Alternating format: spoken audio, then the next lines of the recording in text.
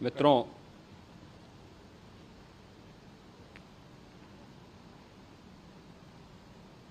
महाकुंभ प्रयागराज का आज मौनी अमावस्या का मुख्य स्नान है और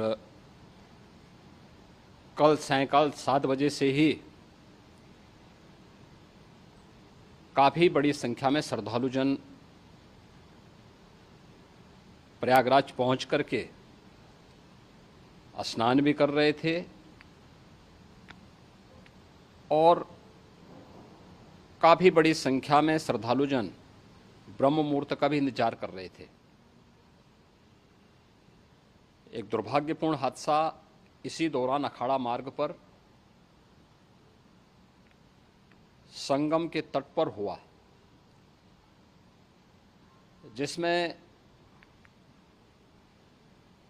90 से ज़्यादा लोग गंभीर रूप से या सामान्य रूप से घायल हुए। यह हादसा भारी भीड़ के द्वारा अखाड़ा मार्ग के बैरिकेडिंग्स को तोड़ने और उसके बाद उससे कूद करके जाने के कारण वहाँ पर हुआ है, जिसमें 30 के आसपास लोगों की दुखद मृत्यु हुई है। 36 घायलों का प्रयागराज में उपचार चल रहा है। शेष घायलों को उनके परिवार के सदस्य लेकर के चले गए हैं। घटना दुखद है, मर्माहत करने वाला है।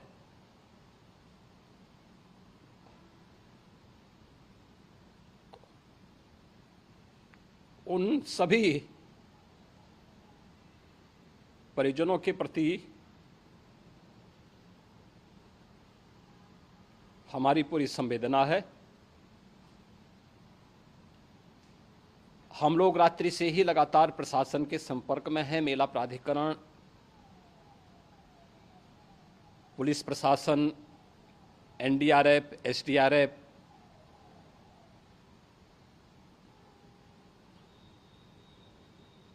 और भी अन्य जितने भी व्यवस्थाएं हो सकती थी उन सबको वहां पर तैनात किया गया है। परिणाम उसी का है कि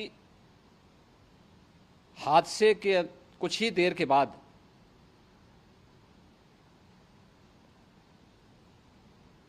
राहत कार्य को ग्रीन कॉरिडोर बना करके प्रशासन ने, पुलिस ने, एनडीआरएफ और एसडीआरएफ के स्वयंसेवकों ने सभी लोगों को हॉस्पिटल तक पहुंचाने का काम किया है। लेकिन दुर्भाग्य से इस दौरान ये मौतें हुई हैं।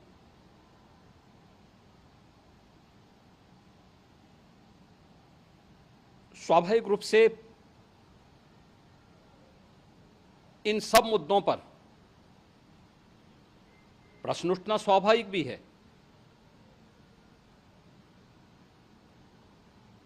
उपचार के बाद बहुत सारे लोग अपने परिवारजनों के साथ जा चुके हैं, उनके परिवार के लोग ले जा चुके हैं। जो बाकी बच्चे हैं उनका उपचार चल रहा है। उपचार के सारे इंतजाम वहाँ किए गए हैं।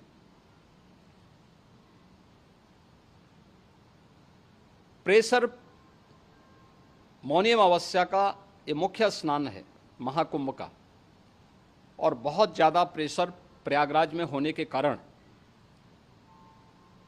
सभी प्रकार के मार्ग भी चौक थे। रात्रि से ही प्रशासन उन मार्गों को खुलवाने और स्थिति को सामान्य करने के लिए पूरी तत्परता के साथ लगा भी रहा।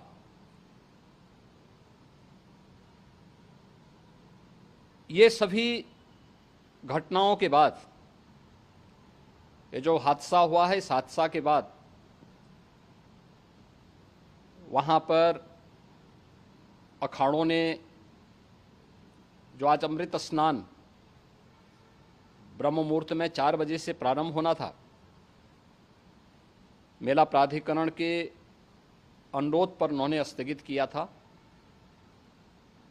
अपराह्न में अमृत स्नान प्रारंभ हुआ, जिसमें सभी अखाड़ों ने और अन्य जो सहयोगी संस्थाएं हैं उन लोगों ने इसमें भाग लिया। सभी पूज्य आचार्य महामंडलेश्वर भी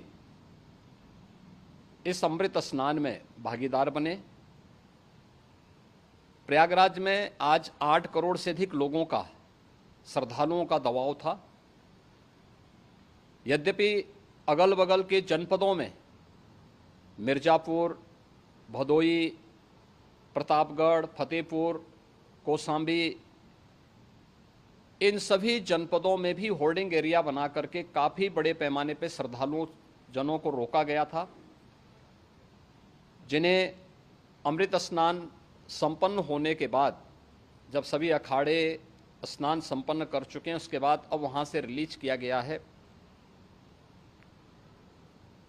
इतना भारी दबाव ये पहली बार वहाँ पर देखने को मिला था, और जिसके बारे में हम लोगों ने पूरे इंतजाम करने के प्रयास भी किए गए थे। रेलवे स्टेशनों पर, चाहे वह झूसी हो, चाहे वह प्रयागराज सिटी हो, प्रयागराज हो, फाफामऊ हो, उन सभी पर लगातार दबाव बना रहा। रेलवे ने भी इस दौरान वहाँ के दबाव को ध्यान में रखते हुए मेला स्पेशल चलाई। रूटीन और मेला स्पेशल को मिलाकर के लगभग 300 से अधिक ट्रेन रेलवे के द्वारा अब तक चलाई जा चुकी हैं, और जिससे श्रद्धालु जनों को उनके गंतव्य तक पहुंचाया जा सके।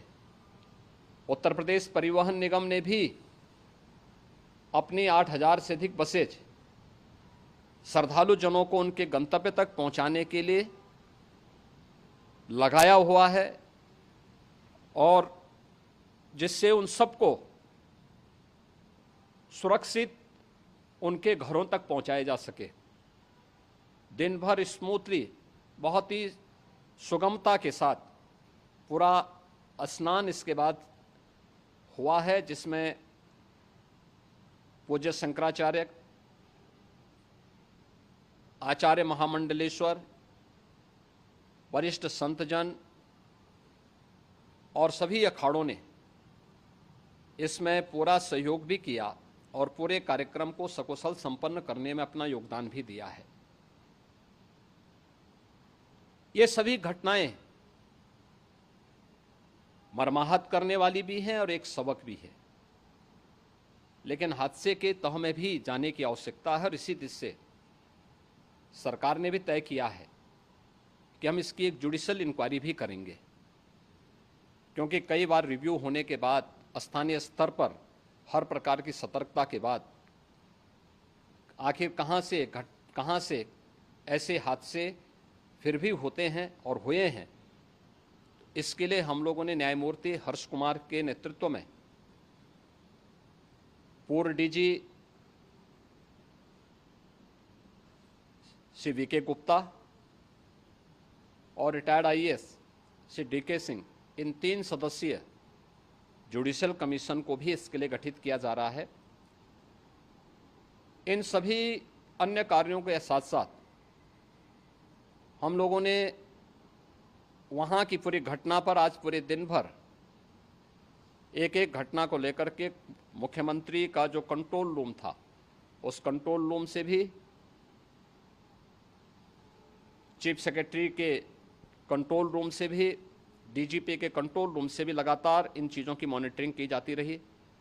दिन भर बैठक चली है और लगातार एक एक घटना को लेकर के वहाँ पर प्रशासन के साथ संवाद भी रहा है, विभिन्न अखाड़ों के साथ संवाद रहा है, अन्य संतों के साथ भी दिन भर हम लोग संवाद बनाते रहे हैं।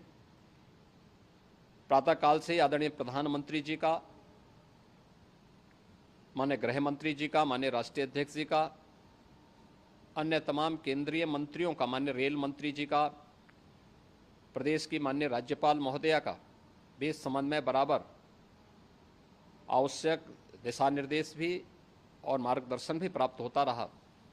इसको लेकर के यहाँ पर सरकार ने उसे नीचे मजबूती के साथ उतारने का कार्य करने का प्रयास किया। घटना अत्यंत दुखद है। मृतकों के प्रति मेरी विनम्र श्रद्धांजलि है। जितने भी मृतक के परिजन हैं, उन सभी परिवारजनों के प्रति जिन्होंने अपने परिवार के सदस्यों को खोया है, मेरी संवेदनाएं हैं। विनम्र श्रद्धांजलि उनके प्रति संवेदना मेरी है। और इस पूरी घटना की हम लोग न्यायिक जांच करवा करके इसकी तह में भी जाएंगे। इसके अलावा पुलिस के स्तर पर भी अलग से हम लोग इसकी एक अलग से भी जांच करवाएंगे कि आखिर कहां पे ऐसे हादसे किन कारणों से हुए हैं, क्योंकि पहले से इस बारे में हम लोग, हमारी रणनीति थी कि इतनी बड़ी संख्या में श्रद्धालु वहां पर आएंगे। मृतक के परिजनों के प्रति हम प्रदेश सरकार की तरफ से, जिन्होंने इस हादसे में अपने परिवार के सदस्यों को खोया है, वहां पर मेला प्राधिकरण के पास वो पूरी सूची है, उन लोगों ने उसको वहां पे जारी भी किया है। मैं उन सब के प्रति अपनी संवेदना भी व्यक्त करता हूं और परिवारजनों को हम प्रदेश सरकार की तरफ से 25-25 लाख रुपए की आर्थिक सहायता की घोषणा भी कर रहे हैं।